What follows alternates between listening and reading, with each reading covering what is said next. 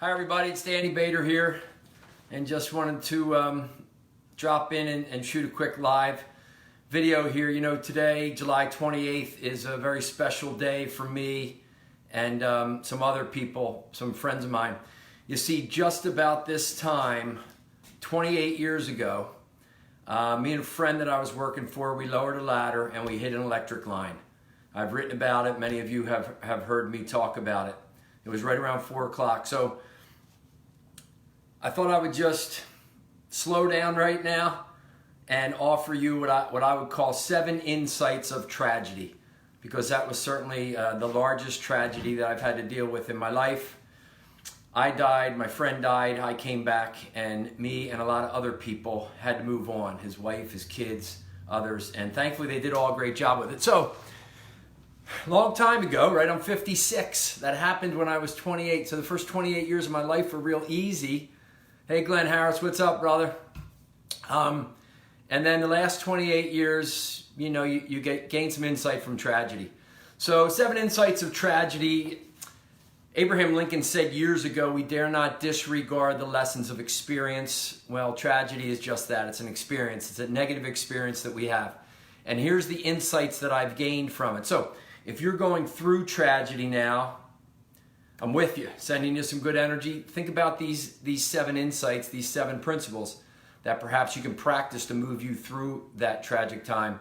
And if you're not going through tragedy, here's number 1 insight.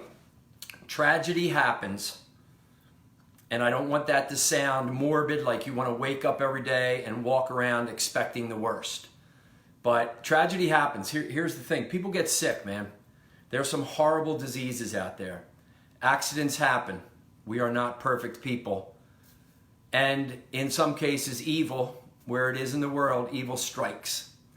So tragedy is going to happen. You know, if you follow the Stoic philosophy at all, or you just Google that, there were a lot of the great leaders and thinkers back in the Roman times, Epictetus and Marcus Aurelius, Socrates, played a lot of these guys. And they just realized that if we kind of hold a thought that things could go bad, and they may go bad, they'll likely go bad, then we're more equipped to deal with them when they show up. It's as if it doesn't knock us off, right? So the first one, tragedy happens. And then second to that is time pays no mind to tragedy. Time pays absolutely no mind to tragedy. It continues just to march on. Right? I had that accident. I went to Abington Hospital. Then they put me on a chopper to Lehigh Valley Hospital. I had a couple surgeries. I was in there for 10 days. I got out and the world had changed. My friend had been buried. I missed that whole thing. Time moves on. Time moves on. So don't fight it. Surrender to the fact that time is moving on and life is going on. Number 3, really key for you to listen to. Support, support, support is vital. Support is vital. I had an awful lot of people around wanting to help me, and I just wouldn't let them in. Oftentimes we say, oh, they don't understand what I'm going through. Well, many times they don't. They may not have experienced an accident where you lose somebody. They may not have experienced a divorce. They may not have experienced the loss of a loved one. They may not have experienced bankruptcy. They may not have having had to experience a whole job shift now with COVID-19.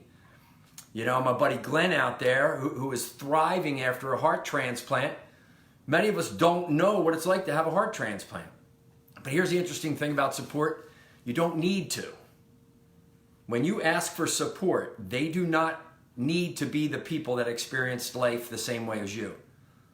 All they had to do was experience some difficulty in life, and I'm pretty sure that they did do that. So, support is vital. Number 4, one of my favorite ones, IABWV. We've got a couple of those Jackrabbit t-shirts out there. I'll talk about DLDSM in a minute. But for me, IABWV is it all begins with vision. While we're going through tragedy, we have to be in the moment, right? Times are tough. It's not like you disregard the happenings of what's going on. Unicorns and rainbows and all. Life gets shitty and we have to deal with it. But while you're dealing with it, it's very, very good to hold a vision of the other side. What's it going to get like when I'm through this divorce? What's it going to get like when I get through this tragic accident where I lost my friend and I'm blaming myself?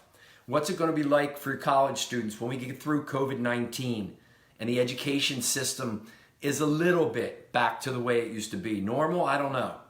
I don't think there's going to be normal again. That's what life is about, evolution. It changes.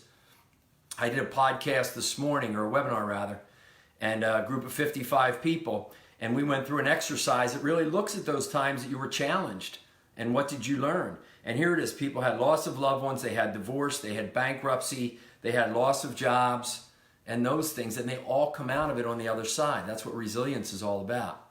So if you're going through a tough time, just settle down a little bit. Think about what St. Paul offered us and said, press on, run the race, keep the faith. And when you do that, look to the other side of tragedy. What is it going to be like when I'm through here? Number 5, an insight that I picked up from tragedy when you move through tragedy and past it is this. DLDSM, don't let dumb shit matter that happens in the world. And many of us do LDSM. We let dumb shit matter. We take out the don't. But here's the thing. When we're in tragic times and we go through one of life's challenges, we can live this principle real easy because we have a greater frame of reference. We have a greater perspective. One of the insights I picked up is don't lose that. Just because you're not in a challenging and difficult time, still practice the principle. Don't let dumb shit matter. When people cut you off in traffic, right? I'm coming home last night and this car was in front of me and they were doing all kinds of stuff. And I get to a stop sign and it starts to turn and a hand comes out with the finger out of the roof or whatever. I don't think I did anything wrong. I didn't have my brights on or anything at all. And I just took a deep breath.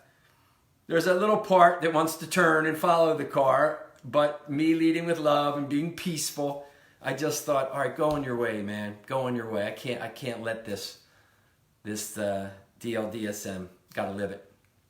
I was doing a podcast this week, and you'll see it probably in about 3 weeks coming up. And it's with a guy named John Breen. And I mentioned a little bit, John Breen and his partner, Sidra. So John's a physiologist, exercise physiologist, and he's 14 years in recovery. So he's got some really good insight around that whole recovery process and addiction process and how exercise supports that. And his partner, Sidra, who is a clinical psychiatrist, a medical doctor, is just kind of brilliant. So I had her come on at the end, and we were talking about insights, and she phrased one of the insights that I have out of tragedy. She phrased it very well, and she quoted somebody who I forget, so forgive me. But her piece of insight was this: don't quit before the miracle happens. Don't quit before the miracle happens. Get your support. Know that time marches on. Know that you need to have some vision right there. But don't quit before the miracle happens. And the definition of a miracle, if you look at it, is a happening or occurrence that's really not explainable. So therefore it is connected to some type of divine interference, divine help.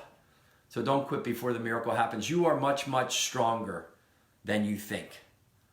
So when we have those phrases like, I don't know if I can go on anymore, I don't know if I can take any more of this, reverse that. You can take a hell of a lot more. And there's a lot of tremendous stories of inspirational people out there that are doing it. My buddy Glenn is one of them right here. Right? The family of my friend who passed away that day, Bruce. His beautiful wife, Kathleen, who had 3 little kids. And these 3 kids now are grown, and they're wonderful young people. Right? Kathleen was strong, a lot stronger than maybe she gave her credit for. And she moved through it and did a wonderful job. Wonderful job. So that's number 6 in my insights of tragedy. And number 7, quite simply, I'll phrase it my way. You can interpret it if you need to. But insight number 7 from my tragedy, our tragedy, is God is real. God is real. So if you prefer to take that word out, God, and give that supreme power, divine being another name, right on. Right on. But my experience was my body stopped. My other buddy who was on the accident, Stu, validated. He said you were dead. Eyes rolled back, foam all over the mouth. Just about 28 years from right now, probably. He's probably leaning over me doing CPR. So when my body stopped, there was a part of me that didn't. Soul, spirit, energy, life force. consciousness, the universe, whatever you might prefer to call it. But research says 50% of us believe in God. Of the other 50%, 40 believe in something bigger, a source of goodness, a source of love. They don't call it God. So that's great. I mean, 9 out of 10 of us that are on this right now believe in that. So, God is real. Tap into it. Play by the rules of this life. We need to leave with love. We need to be good human beings. And trust that on the other side of this, there's a part of us that continues. So 7 insights of tragedy. Think about them. Live them. If you're going through tough times, be there for other people. Tragedy happens. Time pays no mind to tragedy. Support is vital and available. It all begins with vision. Don't let dumb shit matter. Don't quit before the miracle happens. And know that God is real. Love you all. So here we are 28 years after that tragedy. It impacted so many of us. Stewie and Bruce's beautiful family, brothers, kids, me and all my beautiful family and friends, my wife and my kids. So I just thank everybody who offered support some 28 years later. Glenn, Mac Daddy, Joe, Pat, Trish, everybody. Brother-in-law Bobby. All right. I love you all. Peace out.